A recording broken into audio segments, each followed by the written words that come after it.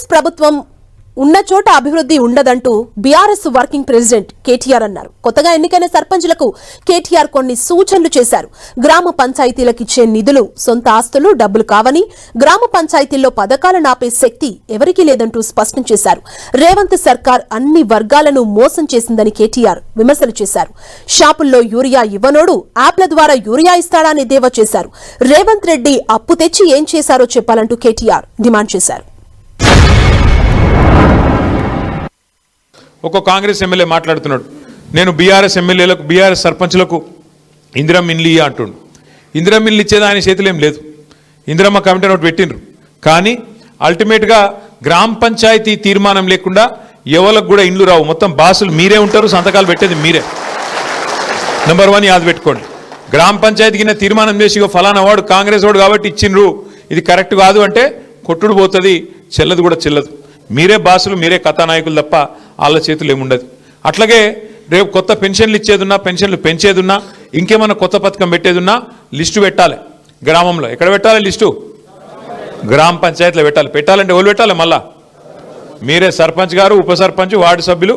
మీరు లేని వాళ్ళది ఏం నడవదు. రేవంత్ రెడ్డి గారి ప్రెస్ మీట్ నేను కూడా చూసిన.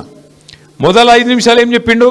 66% వచ్చినాయి, ఇవన్నీ కూడా మా ముఖం చూసి వేసిండ్రు, మా పరిపాలనకు ప్రజలు ఇచ్చిన కితాబు అని మొదల 5 నిమిషాలు చెప్పిండు. అటెన్గా ఎవరో విలేకరు అడిగిండు ఒక 5 నిమిషాల తర్వాత, సార్ మరి చక్కగా రాలేదు కదా ఏం సంగతి అంటే, అవన్నీ మాయి కావే, అవన్నీ కింద ఊళ్ళలో లోకల్ పరిస్థితులు బట్టి ఉంటాయి, మాకేముంటుంది అని మొత్తం మాట ప్లేట్ ఫిరాయించేసిండు. ఒకటే ప్రెస్ మీట్లా ముందు 5 నిమిషాలు ఒక తీరుగా, ఆఖరికి ఒక తీరుగా. అందుకే నేను ఎప్పుడు చెప్తుంటా, రేవంత్ రెడ్డి గారిలో 2 మనుషులు ఉంటారు, ఒకడు రాము, ఇంకోడు రెమో.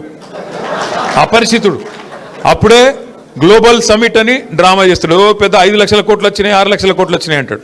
మళ్ళీ అప్పుడే మనది బిచ్చ బతుకు, మనకి ఆడ పైసలు ఉన్నాయి, ఢిల్లీకి పోతే చెప్పులు ఎత్తుకపోతారు అంటున్నారు అని ఇంకో దిక్కు అట్లా మాట్లాడుతాడు. ఎవలేందో నిజం అర్థం కాదు మనకు. కాంగ్రెస్ ఎక్కడ ఉంటుందో ప్రోగ్రెస్ అక్కడ ఉండదు. కాంగ్రెస్ ఉన్నంతకాలం ప్రోగ్రెస్ మర్చిపోవుడే. ఇంకో 2 ఏళ్ళు మనకు కష్టాలు తప్పాయి. కేసీఆర్ గారు ఉన్నప్పుడు గ్రామాలు ఎట్లుండే? ప్రతి ఊర్లో ఒక నర్సరీ, ప్రతి ఊళ్ళో మొక్కలు పెంచే కార్యక్రమం, ప్రతి ఊళ్ళో చెత్త తీసేందుకు ఒక ట్రాక్టర్, మొక్కలకు నీళ్లు పోసేందుకు ఒక ట్యాంకరు, ఆ చెత్త తీసి పారేసేందుకు ఒక దగ్గర వేసేందుకు డంపింగ్ యార్డ్.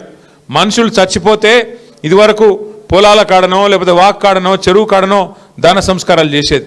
కానీ కేసీఆర్ గారి ప్రభుత్వం వచ్చినాక వైకుంఠ ధామాలు ప్రతి ఊళ్ళో మనం కట్టుకున్నాం. అట్లే పిల్లలు ఆడుకునేందుకు ప్రతి ఊళ్ళో క్రీడా ప్రాంగణాలు, పెద్ద మనుషులు వాకింగ్కి పోదలుచుకుంటే ప్రతి ఊళ్ళో పల్లె ప్రకృతి వనాలు.